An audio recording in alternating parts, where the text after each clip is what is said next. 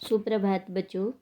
आज हम कक्षा 4 के पर्यावरण अध्ययन विषय का पाठ 12 चोंच और पंजे का पहला प्रकरण तरह तरह के पक्षी के बारे में पढ़ेंगे।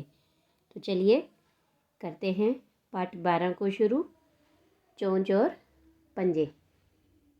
सबसे पहले देखिए कि आपको यहाँ एक सुंदर सा पेड़ दिखाई दे रहा है और इस पेड़ पर अलग अलग प्रकार के कई पक्षी दिखाई दे रहे हैं। जैसे देखिए कठफोड़वा, गौरैया, कबूतर, मोर, कौवा, तोता, बतख आदि। इसके बाद देखिए कि इसी चित्र से संबंधित कुछ प्रश्न भी हैं कि चित्र में तुम्हें कौन कौन से पक्षी दिखाई दे रहे हैं। तो वो अभी हमने देखा कि चित्र में हमें कौन कौन से पक्षी दिखाई दे रहे हैं। एक बार फिर से देख लीजिए, ध्यान से देखो। कौवा, तोता, मोर, कबूतर, चिड़िया, कठफोड़वा और बतख, ये हमें पक्षी दिखाई दे रहे हैं। लेकिन इनके अलावा भी चित्र में हमें दो जानवर दिखाई दे रहे हैं, गाय और बकरी। लेकिन हमने इन्हें पक्षी नहीं माना, है ना। मैंने क्या बोला? जानवर। के चित्र में हमें दो जानवर भी दिखाई दे रहे हैं, तो हमने इन्हें पक्षी नहीं माना। तो पक्षी क्यों नहीं माना? देखिए, गाय और बकरी हमने उन्हें पक्षी नहीं माना क्योंकि उनके पंख नहीं हैं। जिनके पंख होते हैं ना, उन्हें हम क्या कहते हैं? पक्षी। और इनके पंख नहीं हैं, ये उड़ नहीं सकते, इसीलिए हमने उन्हें जानवर कहा। इसके बाद अगला प्रश्न है, इनमें कौन सा पक्षी तुम्हें सबसे सुंदर लग रहा है और क्यों? तो देखो, इस चित्र को जब आप ध्यान से देखोगे तो मुझे तो ये मोर बहुत पसंद आ रहा है। बहुत सुंदर लगता है ये मोर, क्योंकि इसके सिर पर मुकुट होता है, इसकी गर्दन नीली होती है, पंख नीले और हरे रंग के सुनहरे से पंख होते हैं, और ये सारी चीज़ें मिलकर के इसे बहुत सुंदर बनाती है। इसके बाद देखो कि एक प्रयोग और करके देखना आप कि अपने क्षेत्र के अन्य पक्षियों के नाम लिखें और उनमें से कुछ के चित्र आप बना कर देखें। या फिर आप ये भी कर सकते हो कि कक्षा में साथियों के साथ गोल घेरे में बैठ जाइए, यानी आप एक सभी मित्र मिलकर इस तरह से एक घेरा बना लें और अपने आप को कोई एक पक्षी मानकर उसकी आवाज़ निकालिए और यह बताइए कि वह क्या क्या खाता है। तो ये आप करके देखना। तो इसके बाद अब हम पढ़ेंगे राजस्थान के कुछ पक्षियों के बारे में। तो सबसे पहले हम पढ़ेंगे हुदहुद के बारे में। ये देखो, यहाँ आपको चित्र दिखाई दे रहा है हुदहुद का। यह बादामी रंग का होता है। कैसे रंग का? बादामी रंग का। पूंछ और पंखों पर काली धारियाँ होती है। ये देखो, इस तरह से ये काले रंग की जो यहाँ तुम्हें धारियाँ दिखाई दे रही हैं, ऐसी पूंछ और पंखों पर उसके काली धारियाँ होती है। सिर पर कलंगी होती है। ये देखो, ये रही कलंगी, है ना। ऐसे सिर पर कलंगी होती है। उड़ान शुरू करते समय और उतरते समय कलंगी फूल की तरह खुल जाती है।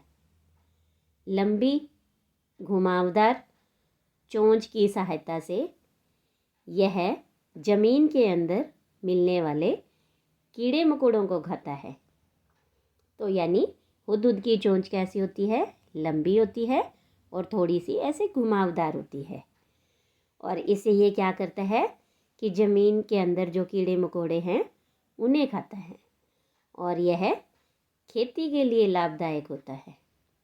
इसके बाद दूसरा पक्षी हम पढ़ेंगे बया के बारे में। क्या आपने बया को देखा है? यह एक छोटी सी किंतु बुद्धिमान चिड़िया होती है। बया कैसा पक्षी होता है? बुद्धिमान चिड़िया जैसे होता है। अपने खूबसूरत तुम्बी नुमा घोंसले बनाने की कारीगरी के लिए प्रसिद्ध है।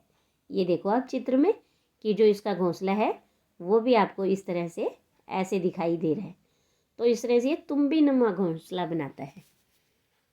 इनके घोंसले खेतों के आसपास के पेड़ों पर लटकते देखे जा सकते हैं। ये दिखने में घरेलू चिड़िया जैसी होती है, लेकिन इसकी चोंच मोटी और पूंछ छोटी होती है। यह मोटी पत्तों वाली घास को चीर चीर कर पतले धागे नुमा तंतु निकालती है और इस तार से अपना घोंसला तैयार करती है। यह खेतीहर जमीन के आसपास झुंडों में रहती है और खूब शोर मचाती है और यह समूह में कभी कभी अनाज की पकी फसलों को चट कर देती है, यानी उन्हें खा जाती है। इसके बाद देखिए तीसरा पक्षी है गोडावन। यह वजनी पक्षियों में से एक पक्षी है। तो ये देखो आप इधर यहाँ चित्र दिखाई दे रहा है गोडावन का, और देखने में ही लग रहा है कितना बड़ा और भारी पक्षी है। यह अपने बड़े आकार के कारण शतुरमुर्ग के जैसा दिखाई देता है। इसके सिर पर काला रंग होता है। राजस्थान के थार के मरुस्थल में इसकी संख्या दुनिया में सबसे ज़्यादा है। यह घास में रहना पसंद करता है। यह अत्यंत शर्मीले स्वभाव का होता है। इसका स्वभाव कैसा होता है? शर्मीला। और यह शर्मीले पक्षी और सोन चिड़िया के नाम से भी जाना जाता है, यानी गोडावन को सोन चिड़िया भी कहा जाता है। यह कीड़े मकोड़े व अनाज खाता है। वर्तमान में इसकी संख्या कम होती जा रही है। इस प्रजाति को बचाने के लिए सन 1981 में इसे राजस्थान का राज्य पक्षी घोषित किया गया। अब देखिए कुछ प्रश्न हैं नीचे, इसके बारे में हम पढ़ लेते हैं। पहला प्रश्न है, बया ज़्यादातर खेतों के पास वाले पेड़ों पर ही घोंसले क्यों बनाती है?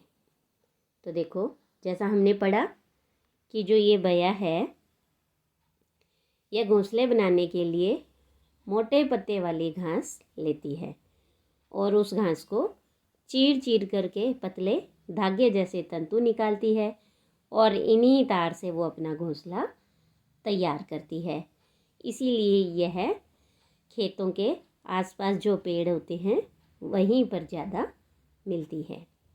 इसके बाद दूसरा प्रश्न है, हुदहुद खेतों के लिए लाभदायक क्यों है? जैसा हमने पढ़ा कि हुदहुद की जो चोंच है वो कैसी होती है? लंबी और घुमावदार होती है और इस चोंच की सहायता से वो ज़मीन के अंदर मिलने वाले कीड़े मकोड़ों को खाती है। इससे जो कीड़े हैं वो खेतों के कीड़े मकोड़े वो ख़त्म हो जाते हैं और वो फसलों को नुकसान नहीं पहुंचा सकते। साथ ही ये खेत की जो मिट्टी होती है उसे कठोर कम करती है और इसीलिए ये दोनों स्थितियां हैं वो खेत के लिए लाभदायक होती है और इसीलिए हुदहुद खेतों के लिए लाभदायक होती है। तीसरा प्रश्न है, गोडावन हमारा राज्य पक्षी क्यों है? अभी हमने पढ़ा कि राजस्थान का राज्य पक्षी गोडावन को 1981 में घोषित किया गया, तो इसे राज्य पक्षी क्यों बनाया गया? तो राजस्थान के थार के मरुस्थल में गोडावन पक्षी की संख्या दुनिया में सबसे ज़्यादा है और ये स्वभाव से शर्मीला पक्षी है और इसे सोन चिड़िया के नाम से भी जाना जाता है। लेकिन वर्तमान में इसकी संख्या कम होती जा रही है, इसीलिए इन्हें बचाने के लिए 1981 में इसे राजस्थान राज्य का राज्य पक्षी घोषित किया गया। इसके बाद देखिए प्रश्न नंबर 4। आपने कई पक्षियों को पेड़ की टहनियों एवं तारों पर बैठे देखा होगा, तो ये पक्षी नीचे क्यों नहीं गिरते हैं? तो देखिए कि कुछ पक्षियों के पंजे ऐसे होते हैं जिनके आगे 3 उंगलियां फैली हुई होती हैं और 1 उंगली पीछे होती है, और ये टहनियों पर बैठने में मदद करते हैं, जैसे कि गौरैया का। इनकी पीछे की जो उंगली होती है वो पेड़ की टहनियों को या तार को अच्छी तरह से पकड़ लेती हैं, और पक्षी जब पेड़ की टहनियों पर या तारों पर बैठता है तो उसके सारे शरीर का जो भार है ना, वो उनके पंजों पर आ जाता है, और इसी बोझ के कारण उनके पंजे अपने आप मुड़ जाते हैं और वो उस टहनी को या तार को मजबूती से पकड़ लेते हैं। इसी कारण पक्षी सोते हुए भी इस टहनी से नीचे नहीं गिरते हैं। और इन्हीं पक्षियों के बारे में हम आगे की वीडियो में पढ़ेंगे कि उनके पंजे कैसे होते हैं, अलग अलग पंजों के बारे में। इसके बाद देखिए एक प्रश्न और है कि हमारा राज्य पक्षी गोडावन है, ये तो हमने पढ़ा। तो हमारा राष्ट्रीय पक्षी कौन सा है, यानी हमारे भारत का राष्ट्रीय पक्षी कौन सा है? तो ये देखो, सबसे पहले हमने जो चित्र देखा था कि उसमें जो राष्ट्रीय पक्षी है वो मोर है। तो अगली वीडियो में हम इन्हीं पक्षियों के पंजों के बारे में पढ़ेंगे, अलग अलग पक्षियों के अलग अलग पंजे। आज के लिए इतना ही, धन्यवाद।